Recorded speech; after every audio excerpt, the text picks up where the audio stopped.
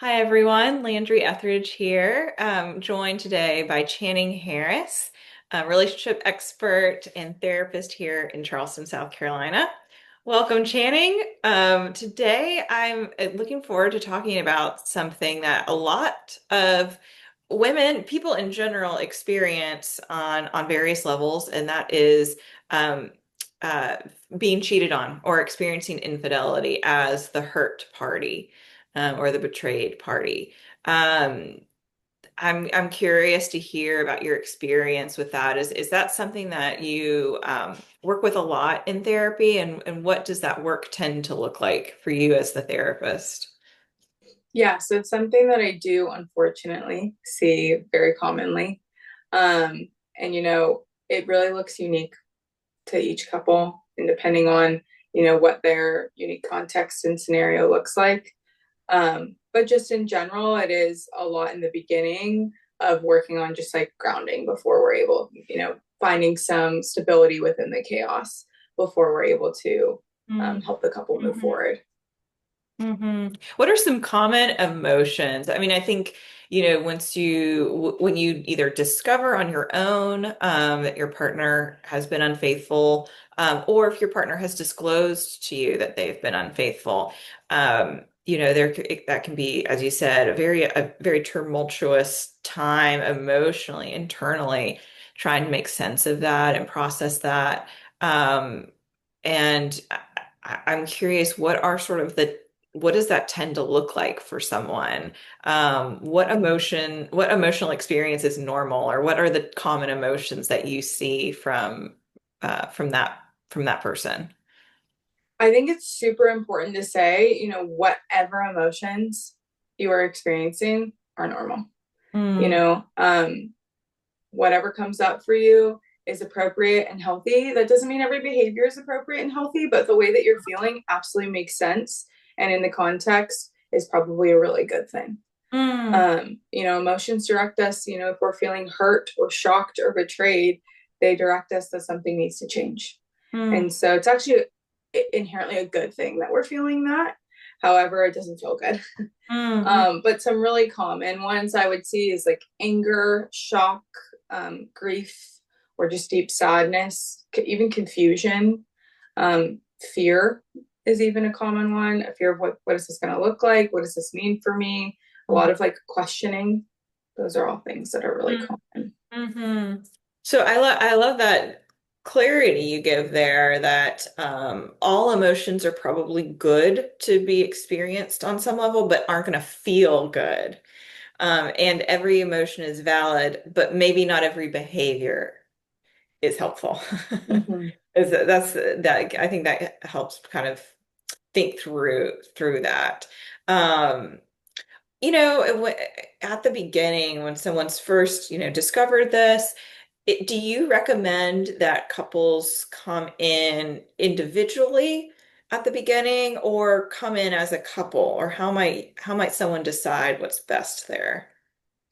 Yeah, I would say again, I wish I could give a one size fits all answer. It really does depend, but it's very common that couples will come in, and I'll suggest that we start with individuals. Or sometimes it can even be helpful to do, individuals and then also couples at the same time. There's a few different ways that you can set that up. It really is, again, dependent on the needs of the couple. But I found a lot of times people appreciate doing some individual work first, but then we have kind of some couple check-ins along the way so Hmm. that you know that you can come in and kind of talk about it all together, but you have some of that space just to individually, in a lot of ways, like grieve, process, that sorts of stuff. Hmm. Yeah, that makes sense to me. I think when you're dealing with so much internally, it can be helpful to have your own space where you can kind of just be a mess, say whatever comes up without feeling like it needs to be filtered in front of your partner.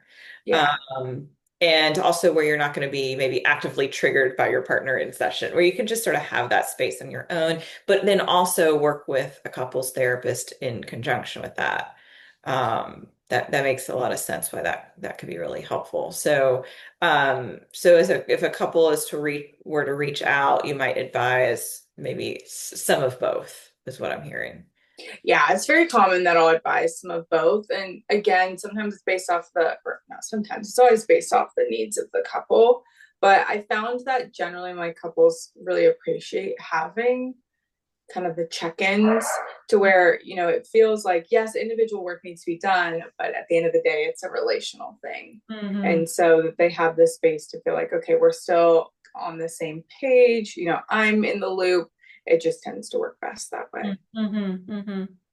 Hmm. For somebody maybe contemplating the future of their relationship, how does someone decide whether they want to stay or that this maybe relationship needs to end? How does someone how should someone go about making that decision?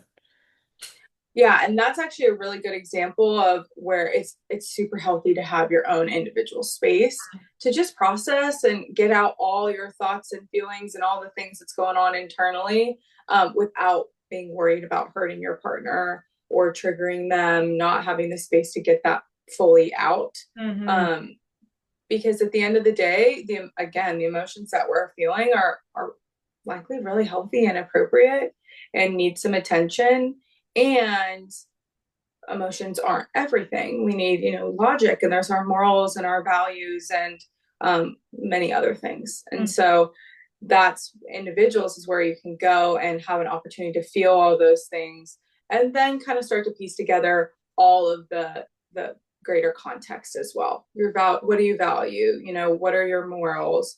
What are your beliefs? What do you know to be true about your relationship and how that all fits together?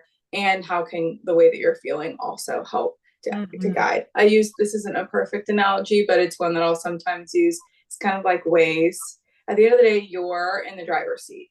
Waze kind of tells you like, hey, if you want to go around traffic, maybe take this side street and go through this neighborhood. And you might look at that neighborhood and be like, I don't know if I really want to drive through that neighborhood for one reason or another. Or it tells Too you many like, speed hey, bumps. yeah, hazard ahead or whatever it might be.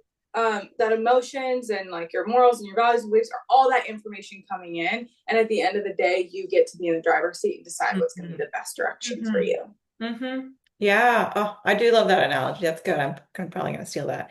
Well, I know this topic, this is a drop in the bucket for this topic, and there's so much to be said, and it's a very tender topic. And so for anyone listening, I know if it can be really helpful again to have a therapist to help navigate this. So if it's something that you're experiencing or you have a friend who's experienced this, I would definitely encourage you to have them reach out to us at Etheridge Counseling if you're in the Charleston area or in South Carolina in general, to either work as a couple or individually with Channing, who has so much experience with walking with people through these really challenging, complex situations that are just yeah, hard to go through. So please feel free to reach out through our website, landryetheridge.com, and schedule a consultation and get started. Channing, thank you so much for talking to us today, and I hope to talk soon.